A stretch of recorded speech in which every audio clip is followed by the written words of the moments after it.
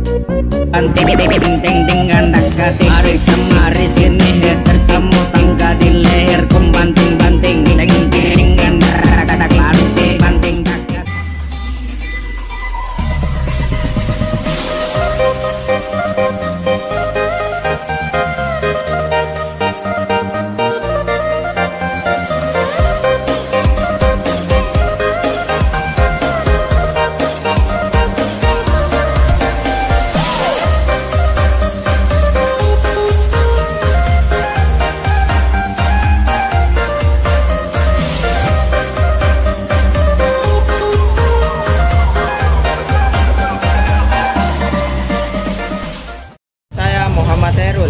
Yang di situ adanya pembangunan kota di Makassar. Gambar yang pertama, kita lihat adanya perumahan real estate atau perumahan premium yang biasa kita sebut Citraland di Thalassa City Makassar.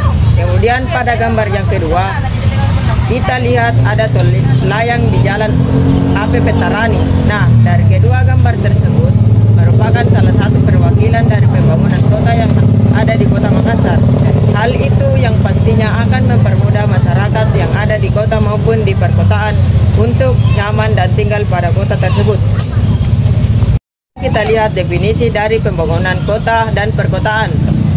Pembangunan perkotaan adalah sebuah pembangunan yang dilakukan oleh pemerintah masyarakat dan swasta di wilayah kota, dan perkotaan dalam rangka meningkatkan pelayanan kepada masyarakat dan meningkatkan laju pertumbuhan ekonomi daerah.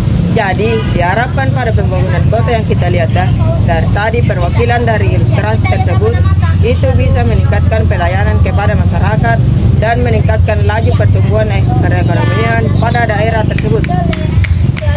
Nama saya Sitorus Mala, saya akan menjelaskan tentang mengapa perlu dilakukan pembangunan di perkotaan. Yang pertama, menciptakan lingkungan tempat tinggal sekaligus tatanan kehidupan bermasyarakat yang berkualitas. Dan yang kedua, menciptakan kondisi di mana setiap orang merasa aman dan aman untuk tinggal dan hidup di area perkotaan. Muhammad Erik. Di sini saya akan menjelaskan tentang dampak dari alih fungsi lahan dan pembangunan kota atau perkotaan. Pembangunan perkotaan adalah semua pembangunan yang dilakukan pemerintah dan swasta di wilayah kota dan perkotaan dalam rangka meningkatkan pelayanan kepada masyarakat serta meningkatkan laju pertumbuhan ekonomi daerah. Dan ada dua alasan mengapa perlu dilakukan pembangunan perkotaan. Pertama, menciptakan lingkungan tempat tinggal sekaligus tatanan kehidupan bermasyarakat yang berkualitas. Yang kedua, menciptakan kondisi di mana setiap orang merasa aman dan nyaman untuk tinggal di area perkotaan. Itulah dua alasan mengapa perlu dilakukan pembangunan perkotaan. Dan selanjutnya, beralih ke proyek strategis nasional atau yang biasa disingkat sebagai PSN. PSN adalah proyek-proyek infrastruktur Indonesia pada masa pemerintahan Joko Widodo yang dianggap strategis dalam meningkatkan pertumbuhan ekonomi, pemerataan pembangunan, kesejahteraan masyarakat, dan pembangunan daerah. Dan ada beberapa pembagian proyek di Indonesia. Yang pertama, Sumatera ada 61 proyek, Jawa ada 93 proyek, Bali dan Nusa Tenggara ada 15 proyek, Kalimantan ada 24 proyek, Sulawesi ada 27 proyek, dan yang terakhir Maluku dan Papua ada 13 proyek. Itulah beberapa penjelasan singkat dari dampak dari alih fungsi lahan dan pembangunan kota atau perkotaan. Kita lihat di sini ada pemerintah pusat menyetujui 8 proyek usulan pemerintah Provinsi Sulawesi Selatan. Nah, kita lihat pada gambar tersebut, ini adalah salah satu proyek yang sudah jalan, yaitu adalah revitalitas Bandara Internasional Sultan Hasanuddin. Nah, ada 8 proyek nih yang sudah disetujui oleh pemerintah pusat dan sekarang masih sedang dilaksanakan atau masih sudah digarap oleh pemerintah Sulawesi Selatan. Yang pertama adalah pembangunan jalur kereta api Makassar ke Parepare. Nah, sudah diuji cobakan beberapa pekan yang lalu. Kemudian pembangunan dan jaringan listrik gratis bagi rumah tetangga yang tidak mampu pada beberapa kabupaten. Kemudian pembangunan untuk unit bandara, Arung Palaka, Bendungan Jeneta, pembangunan Embung, pembangunan Bandara Sultan Hasanuddin yang ada di gambar, dan pelabuhan Garongkong yang ada di Kabupaten Barro. Ya, jadi 8 proyek itu akan menjadikan suatu daerah itu pemerataan pembangunan mulai dari perkotaan sampai nantinya akan daerah kabupaten dari pembangunan kota yang ada di Sulawesi Selatan. Saya Jumrati, di sini saya akan menjelaskan tentang alih fungsi lahan. Alih fungsi lahan atau disebut juga sebagai konversi lahan merupakan perubahan sebagian atau seluruh fungsi lahan dari fungsi semula menjadi fungsi yang lain dan memengaruhi lingkungan dan potensi lahan itu sendiri.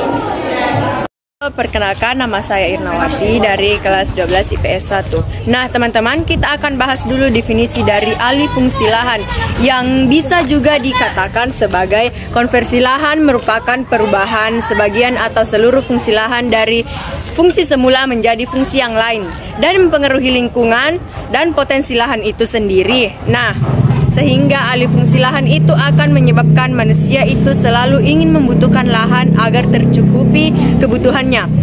Baik itu untuk memenuhi kebutuhan primernya, yaitu pada kandang, papan, dan pangan. Kemudian semakin bertambahnya populasi pada kota tersebut, maka otomatis lahan-lahan yang ada pada wilayah tersebut semakin lama semakin akan beralih fungsi lahan yang sementara sudah diperuntukkan untuk sebagai lahan pertanian. Lama-kelamaan pastinya akan manusia tersebut atau masyarakat akan mengalih fungsikan menjadi lahan permukiman, yaitu adalah definisi dari alih selanjutnya. Lahan pertanian menjadi berkurang, kemudian banjir, longsor, dan mengandalkan sungai. Kemudian yang ketiga, ruang terbuka hijau menjadi menyempit atau semakin berkurang. Nah, kita lihat teman-teman, di sini ada data atau berita yang menyatakan bahwa lahan pertanian di Makassar menyusut sebanyak 600 hektar dalam 10 tahun. Saya Jumrati, di sini saya akan menjelaskan tentang alih fungsi lahan. Alih fungsi lahan atau disebut juga sebagai konversi lahan merupakan perubahan sebagian atau seluruh fungsi lahan dari fungsi semula menjadi fungsi yang lain dan memengaruhi lingkungan dan potensi lahan itu sendiri. Alih fungsi lahan menjadi karena manusia memerlukan lebih banyak lahan untuk memenuhi kebutuhannya seiring dengan perkembangan yang zaman dan populasi. Perkenalkan, nama saya Nursia. Di sini saya akan menjelaskan dampak alih fungsi lahan ruang terbuka hijau. Jumlah minimal luas ruang terbuka hijau atau RTH berdasarkan Undang-Undang Nomor 6 Tahun 2007 tentang penataan ruang adalah 30% dari luas wilayah kota. Faktor-faktor yang mempengaruhi berkurangnya RTH publik yaitu lemahnya pengawasan, keterbatasan lahan, dan kurangnya kesadaran masyarakat akan pentingnya keberadaan RTH. Nama saya Sarniati. Nah, kesimpulannya, pertama, pembangunan perkotaan adalah semua yang dilakukan pemerintah, masyarakat, dan swasta di wilayah kota dan perkotaan dalam rangka meningkatkan pelayanan kepada masyarakat serta meningkatkan laju pertumbuhan ekonomi daerah.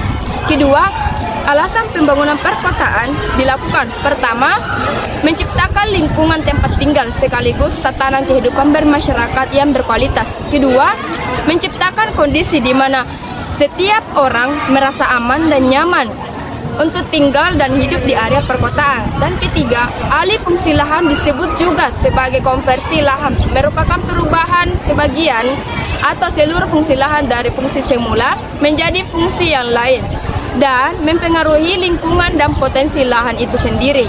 Dampak dari alih fungsi lahan yaitu pertama, lahan pertanian menjadi berkurang. Kedua, banjir, longsor, dan dangkalan sungai. Dan yang terakhir, terbuka hijau menyempit.